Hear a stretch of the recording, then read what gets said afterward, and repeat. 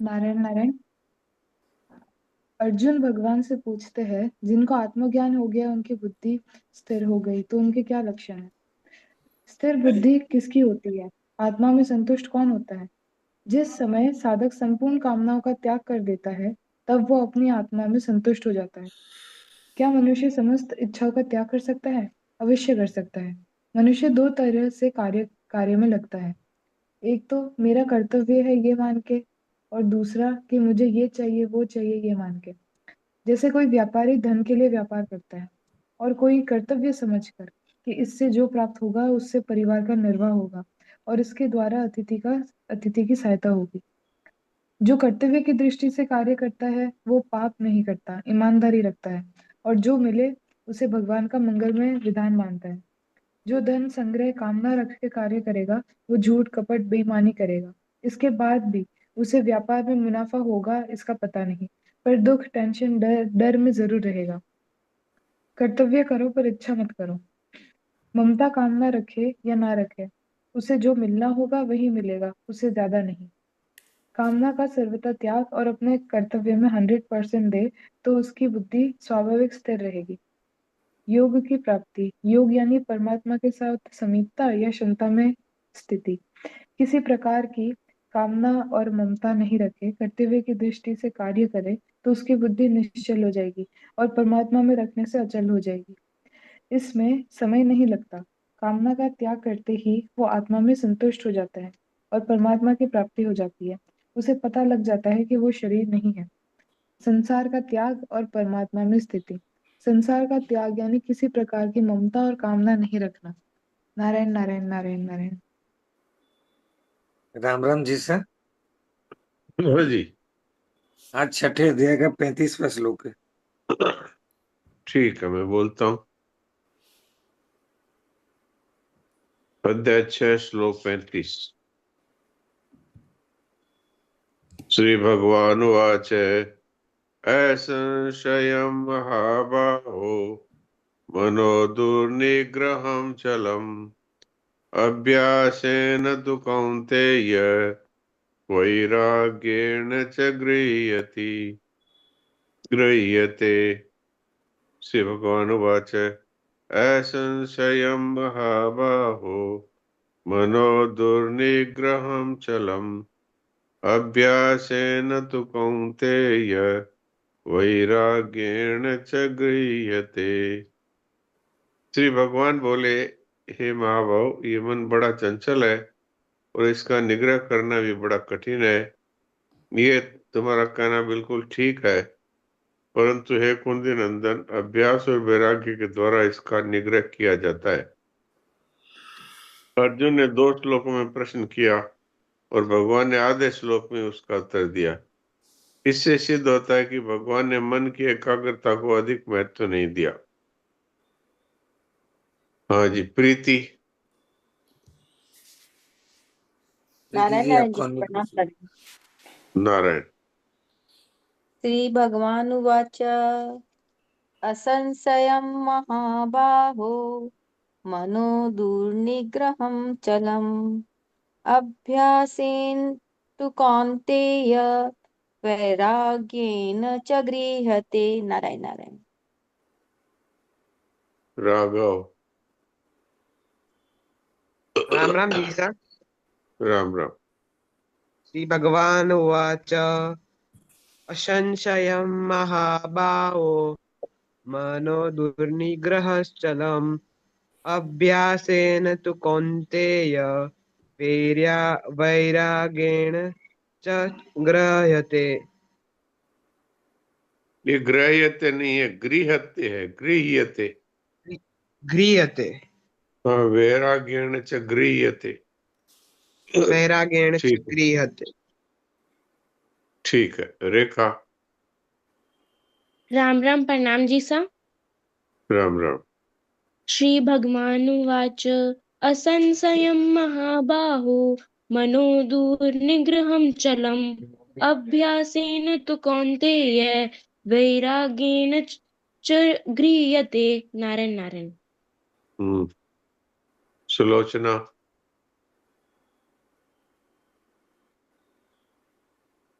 प्रणाम महाराज जी।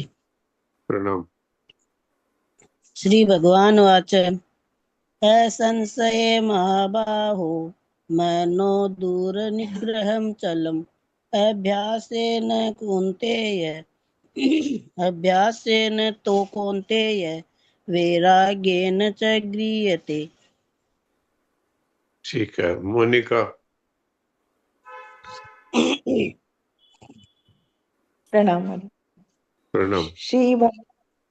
श्रीभगवानुवाच असंशयं महाबाहो मनो दुर्निग्रहं चलम् अभ्यासेन तु कौन्तेय वैराग्येण च गृह्यते। ठीक है, बहुत अच्छा, सबने अच्छा पाठ किया। तो आज रविवार है इसलिए भक्तमाल चलेगा। तो जयेश भाई कहाँ से है, कहाँ से पढ़ना है? राम राम जी सर, पिछली बार अपने सूरदास जी का चरित्र पढ़ा था। हाँ, कहाँ तक पढ़ा? पूरा पढ़ दिया था क्या? हाँ, पूरा पढ़ दिया था। अच्छा ठीक है, अब आगे वाला पढ़ना है। आज उसके आगे श्री परमानंद दास जी का चरित्र। परमानंद दास जी, ठीक है, पढ़िए। नारायण नारायण। नारायण। द्वापर युग की श्री कृष्णानुरागिणी व्रज गोपियों की तरह इस कलयुग में भी श्री परमानंद दास जी प्रेम की ध्वजा हुए। उन्होंने श्री कृष्ण की पौगंडावस्था, बाल्यावस्था एवं कैशोरावस्था आदि की समस्त लीलाओं का पदों में गान किया। इस बात का आश्चर्य ही क्या है, ये पहले द्वापर युग के श्री कृष्ण के तो सखा ही तो थे। इनके नेत्रों से रात दिन प्रेमाश्रुओं का प्रवाह चलता रहता था और इनके शरीर में सदा रोमांच बना रहता था। इनकी उदार वाणी सदैव प्रेम के कारण गदगद बनी रहती थी। ये बड़े उदार थे तथा इनका भाव तन उदार श्री श्याम सुंदर की शोभा से सराबोर रहता था। सारंग राग में विशेष पद रचना करने के कारण इनकी सारंग छाप पड़ गई थी। इनके द्वारा रचे हुए पदों को कानों से सुनते ही प्रेमावेश आ जाता है। श्री परमानंद दास जी का संक्षिप्त परिचय इस प्रकार है। श्री परमानंद दास जी भगवान की लीला के मर्मज्ञ, अनुभवी कवि और कीर्तनकार थे। वे अष्टछाप के प्रमुख कवियों में से एक थे। उन्होंने आजीवन भगवान की लीला गाई। श्रीमद वल्लभाचार्य जी की उन पर बड़ी कृपा रहती थी। वे उनका बड़ा सम्मान करते थे। उनका पद संग्रह परमानंद सागर के नाम से विख्यात है। उनकी रचनाएं अत्यंत सरस और भावपूर्ण है। लीला गायक कवियों में उन्हें गौरवपूर्ण स्थान प्राप्त है। परमानंद दास जी का जन्म संवत 1550 ईस्वी सन में मार्गशीर्ष शुक्ल सातम को हुआ था। वे कान्य कुछ ब्राह्मण थे, कन्नौज के रहने वाले थे। जिस दिन वे पैदा हुए उसी दिन एक धनी व्यक्ति ने उनके पिता को बहुत सा धन दिया। दान के फलस्वरूप घर में परमानंद छा गया। पिता ने बालक का नाम परमानंद रखा। उनकी बाल्यावस्था सुखपूर्वक व्यतीत हुई। बचपन से ही उनके स्वभाव में त्याग और उदारता का बाहुल्य था। उनके पिता साधारण श्रेणी के व्यक्ति थे। दान आदि से ही जीविका चलाते थे। एक समय कन्नौज में अकाल पड़ा। हाकिम ने दंड रूप में उनके पिता का सारा धन छीन लिया। वे कंगाल हो गए। परमानंद पूर्ण रूप से युवा हो चुके थे।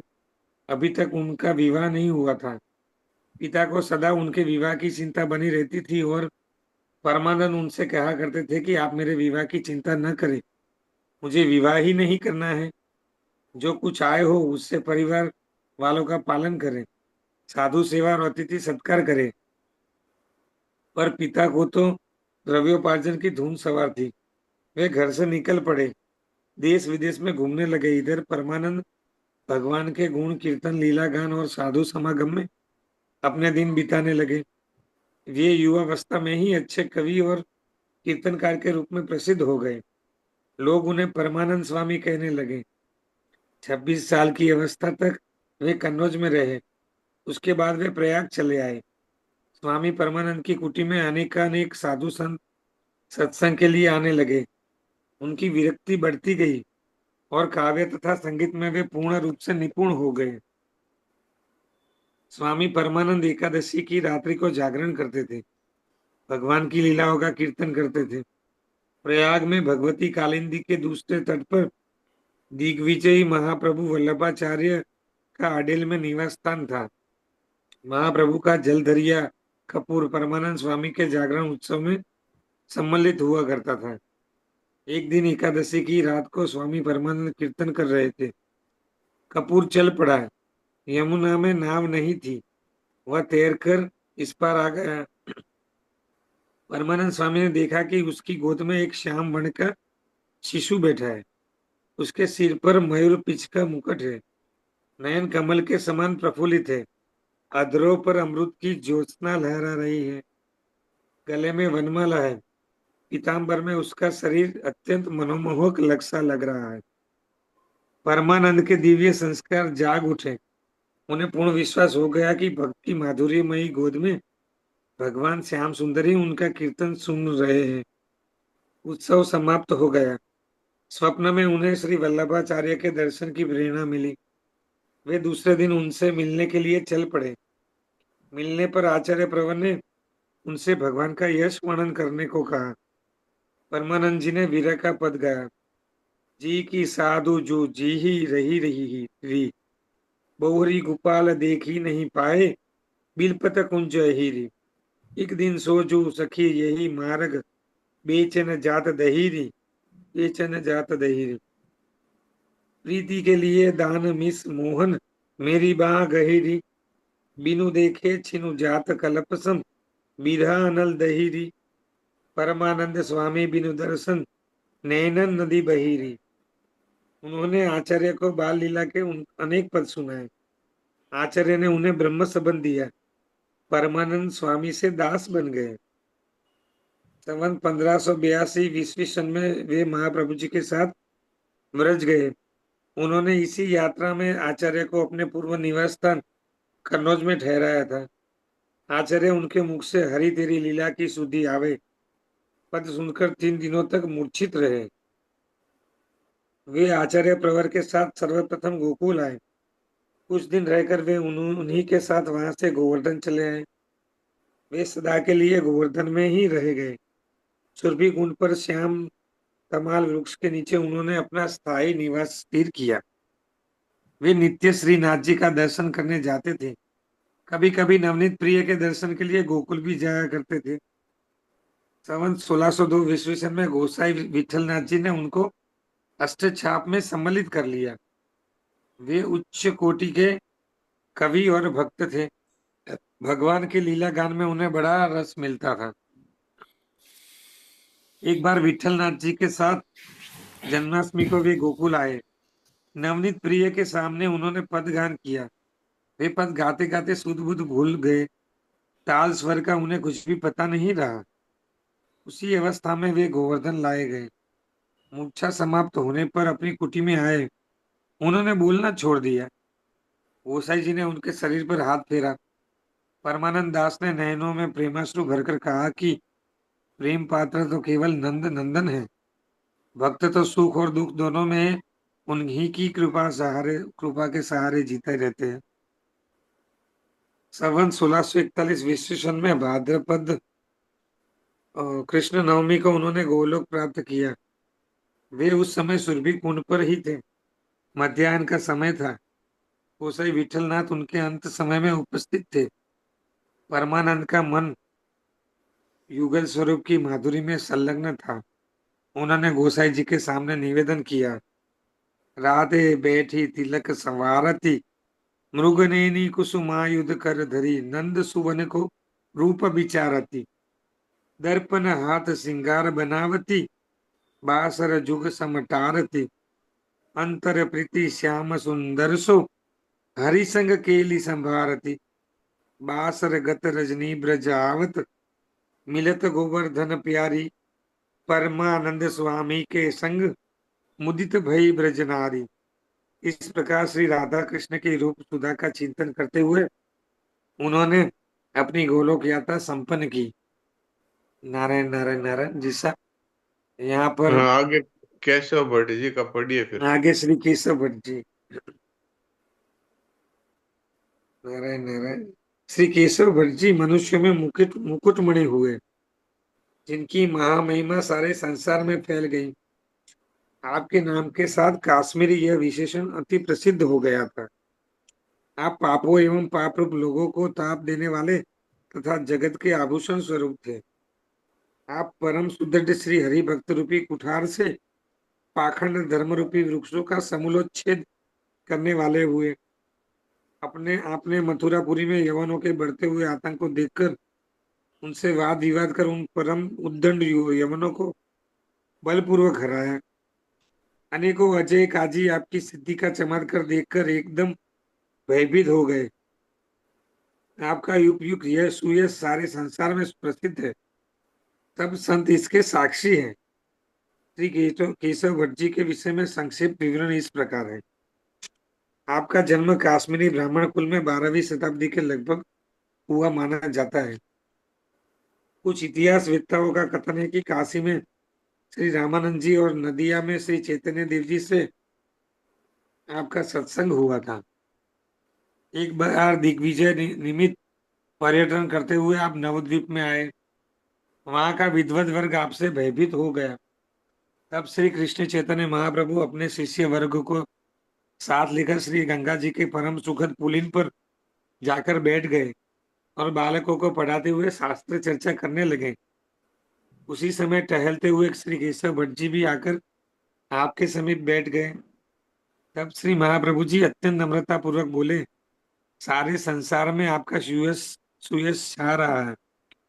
तो मेरे मन में यह अभिलाषा हो रही है कि मैं भी आपके श्री मुख से कुछ शास्त्र संबंधी वार्ता सुनूं। श्री कृष्ण चैतन्य के इन वचनों को सुनकर श्री केशव भट्ट जी बोले कि तुम तो अभी बालक हो और बालकों के साथ पढ़ते हो, परंतु बातें बड़ों की तरह बहुत बड़ी बड़ी करते हो। परंतु तुम्हारी नम्रता सुशीलता आदि देखकर मैं बहुत प्रसन्न हूँ। अब तुम्हारा जो भी सुनने का आग्रह हो वह कहो, हम वही सुनाएंगे। श्री महाप्रभु जी ने कहा, आप श्री गंगा जी का स्वरूप वर्णन करिए। तब श्री केशव भट्ट जी ने तत्काल स्वरचित नवीन 100 श्लोक धारा प्रवाह कर सुनाए। उन्हें सुनकर श्री महाप्रभु जी की बुद्धि भावीपुर हो गई।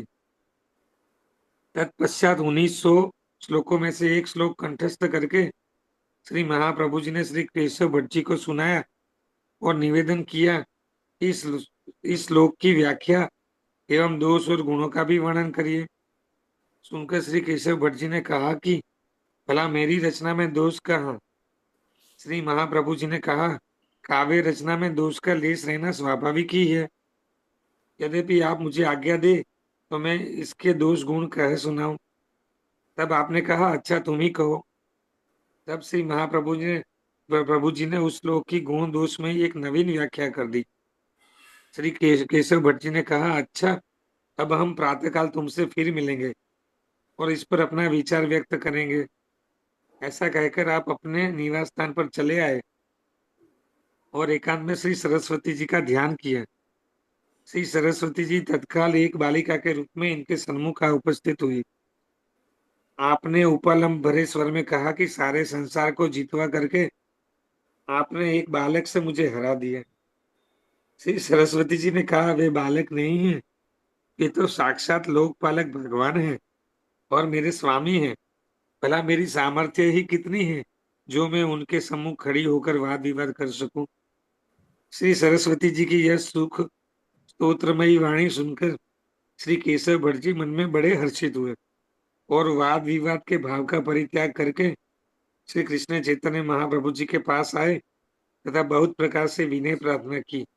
तब श्री महाप्रभु जी ने कृपा पूर्वक कहा कि वाद विवाद के प्रपंच को छोड़कर फल स्वरूपा भक्ति का रसास्वादन कीजिए। अब आज से किसी को भूलकर भी नहीं हराइए। श्री केशव भट्ट जी ने श्री महाप्रभु जी की यह बात हृदय में धारण कर ली और शास्त्रार्थ तथा दिग्विजय छोड़कर एकांतिक भक्ति सुख में निमग्न रहने लगे। श्री प्रियादास जी ने श्री केशव भट्ट और श्री चैतन्य प्रभु के इस संवाद का वर्णन किया है। करी दिग्विजय सब पंडित हराए दिए, लिए बड़े बड़े जीती भीति उपजाई है। फिरत चौड़ोल चढ़े गजबाजी लोग संग, प्रतिभा को रंग आए नदिया प्रभाई है। करे द्विज भारी महाप्रभु जो बिचारी, तब लीला विस्तारी गंगा तीर सुखदाई है। बैठे डीगा आए बोले नम्रता जनाए रहो, जग जसु छाए नेको सुने मन भाई है। लरी कान संग पढ़ो बातो बड़ी बड़ी गढ़ो, ऐपे रटो कहो सोई स्थिरता पे रिझिए। गंगा को स्वरूप कहो चाहे दृग आगे सोई, नए सो श्लोक किए सुनी मति भजिए। काम एक कंठ करी पढ़ी के सुनायो हो, बड़ो अभिलाषी या की व्याख्या कर दीजिए। अचरज भारी भयो कैसे तुम सीखी लयो, दयो ले प्रभाव तुम्हें ताने दयो दीजिए। दूषण और भूषण हूँ कीजिए बखान, या कि सुनी दुख मानी कही दोष कहाँ पाइए। कविता प्रबंध मध्य रहे कोटि गंध हो, आज्ञा मुको देव कहो कही के सुनाइए। व्याख्या करी दई नहीं अवगुण सगुण मई, आज आए निज धाम भोर मिले समुझाइए। सरस्वती ध्यान कियो आई तत्काल, बाल बाल पे हरायो सब जग जितवाइए। बोली सरस्वती मेरे इस भगवान वे तो, मान मेरो कितो सन्मुख बतराइए। भयो दर्शन तुम्हें मन पर सत होत, सुनी सुख सोत बानी आए प्रभु पाइए। बिने बहु करी करी कृपा आप बोले अजू, भक्ति फल लीजे काहू भूली न हराइए। ये धरी लई भीर भार छोड़ी दई पुनि, नहीं यह भई सुनी दृष्टि मरवाइए। आपके समय में दिल्ली का बादशाह अलाउद्दीन खिलजी था। उसके उग्र स्वभाव से हिंदू प्रजा ऊब उठी थी। उसने घोषणा की कि सारे हिंदू मंदिर तोड़ दिए जाएं। उस समय मथुरा के सूबेदार को आदेश अनुसार एक फकीर ने लाल दरवाजे पर एक यंत्र टांगा, जिसके प्रभाव से जो भी हिंदू उस दरवाजे से निकलता वह मुसलमान बन जाता और दूसरे लोग जबरन उसे अपने धर्म में शामिल कर लेते। इस महान विपत्ति से बचने के लिए सभी ब्रजवासी श्री भट्ट जी के पास पहुंचे। श्री आचार्य देव स्वयं शिष्य समूह को साथ ले उस स्थान पर गए और यंत्र को तोड़कर धर्म की रक्षा की। श्री प्रियादास जी ने इस घटना का अपने एक कवित्व में इस प्रकार वर्णन किया है। आपो काश्मीरी सुनी बसत विश्रांत तीर, तूरक समूह द्वार जंत्रिक धारिये। सहज सुभाय को निकसत आय, ताको पकड़त जाय ताके सुन्नत निहारिये। संगले हजार शिष्य भरे भक्ति रंग महा, अरे वही ठोर बोले नीचे पट उतारिये। क्रोध भरी झारे आए सुबह पे पुकारे, वे तो दुख देखी सबे हारे मारे जल बोरी डारी है। यहाँ इनका जीवन चरित्र समाप्त होता है। आगे श्री श्री भट्ट जी का चरित्र है। जी का सुनाइए। मधुर भाव सम्मिलित ललित लीला सुबलित छवि, निरखत हर्षत हृदय प्रेम बरसत सुकलित कवि। भव निस्तारण हेतु देत दड, भक्ति सबनि नित। जासु सुजसु शशि उदय हरत अति, तम ब्रह्म ब्रह्मचित। आनंद कंद श्री नंद सुत, श्री वृष भानु सुता भजन। श्री भट्ट सुभट्ट प्रगट्यो अघट रस, रसिकन मन मोद धन। महाअजय संसार रिपु को जीतने में महावीर श्री भट्ट जी ने अपार उज्ज्वल श्रृंगार रस पारावार प्रकट किया। आप अपनी सरस रचनाओं के द्वारा रस की वर्षा करके रसिक महानुभवों के मन को आनंद प्रदान करने के लिए मानो मेघ के समान प्रकट हुए। आपके पदों में माधुर्य भावमयी तथा भक्तों को सुख देने वाली ललित लीलाओं से दुष्टु प्रकार संयुक्त श्री प्रिया प्रियतम की मनोहारिणी छवि का साक्षात दर्शन होता है, जिसे देखते ही रसिक जनों का हृदय हर्षित हो उठता है तथा हृदय में प्रेम की वर्षा सी होने लगती है। आप ऐसे जगत विदित कवि हुए, जीवों को संसार बंधन से मुक्त करने के लिए अथवा संसार सागर से पार करने के लिए आप अत्यंत उदारता पूर्वक सबको अविचल अनपायनी भक्ति प्रदान करते थे। आपका सुयश रूपी चंद्रमा अपने अभ्युदय से आज भी जीवों के हृदय में स्थित ज्ञान रूपी अंधकार, विपरीत ज्ञान एवं आनंदी काल से भवाटवी में भटकने से संजात श्रम को दूर कर रहा है। आप सदा सर्वदा आनंद कंद श्री नंदनंदन श्री कृष्ण एवं श्री वृषभानु नंदिनी श्री राधा जी के भजन में निमग्न रहा करते थे। श्री श्री भट्ट जी के विषय में कुछ विवरण इस प्रकार है। विक्रमीय संवत की 16वीं सदी के पूर्व वृंदावन की पवित्र भूमि मधुर भक्ति से पूर्ण आप्लावित थी। इसी समय ब्रज भाषा के महान रसिक कवि श्री भट्ट ने श्री राधा कृष्ण की उपासना द्वारा समाज को सरस और नवीन भक्ति चेतना से समलंकृत कर सगुण लीला का प्रचार किया। श्री भट्ट व्रज और मथुरा की ही सीमा में रहने को परम सुख और आनंद का साधन मानते थे। ब्रज की लताएं, कुंज, सरिता, हरितिमा और मोहिनी छवि को वे प्राणों से भी प्रिय मानते थे। वे केशव काश्मीरी के अंतरंग शिष्य थे। कहते हैं कि यवनों के आतंक के कारण सनातन धर्म में शिथिलता आ जाने से देश की तत्कालीन दुर्व्यवस्था देखकर श्री केशव काश्मीरी जी आजीवन भक्ति, भगवंत और गुरु के ऐश्वर्य प्रकाश एवं सिद्धांत संपादन में ही लगे रहे। इसके लिए आपने अनेक ग्रंथों की रचना एवं कई बार संपूर्ण भारत का भ्रमण किया।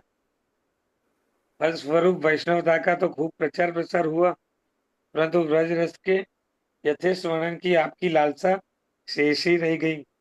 यद्यपि आपने अपने ग्रंथों में प्रसंग आने पर यत्र तत्र सर्वत्र इस रस की बड़ी मधुर विवेचना की है, परंतु स्वतंत्रतया इस विषय पर कोई प्रतिपादक ग्रंथ न लिख सके।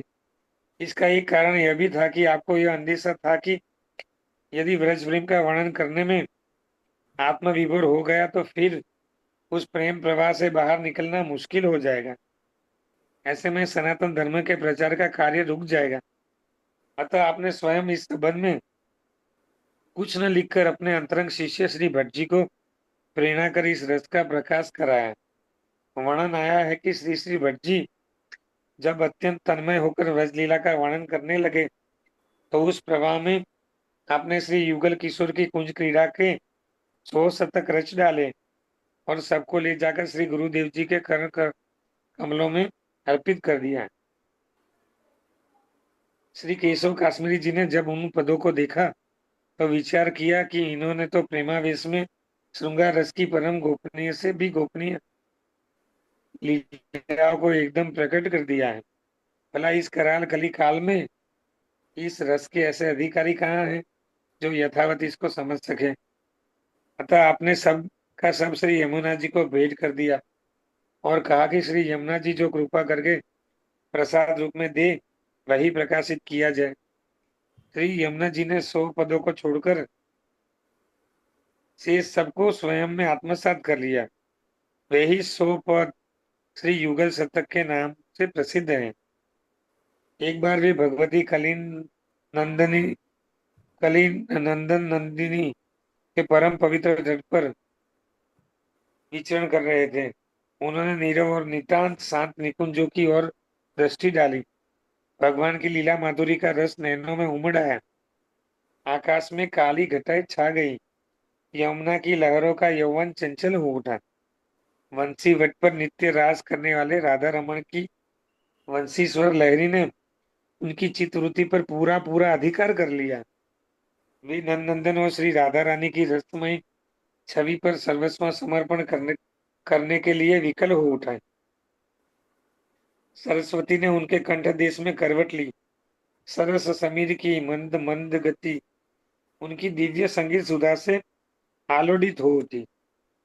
भगवान से वीर दुख अब और न सहा गया। उनकी इच्छा पूर्ति के लिए वे श्री रासेश्वरी जी के सहित प्रकट हो गए। श्री भट्ट ने देखा कि कुंज में कदम के नीचे कोटि कंदर पर लावण्य युक्त रास विहारी अपनी प्रियतमा राधा रानी के स्कंद देश पर कोमल कर स्पर्श का सौंदर्य बिखेर रहे हैं। यमुना की स्वच्छ धाराएं उनके चरण चूमने के लिए कुल की मर्यादा तोड़ देना चाहती है, पर बालूका की सेनाएं उन्हें विवश कर देती है कि वे आगे न बढ़े। श्री भट्ट ने अपना जीवन सफल माना। उन्हें भगवान की दिव्य और कृपामयी झांकी को काव्य रूप देकर अपने सौभाग्य की सराहना की। रोम रोम पुलकित हो उठा। मल्हार राग का भाग्य जाग उठा। श्याम श्याम श्याम श्याम कुंज तर ठाडे जतन कियो कछु मैना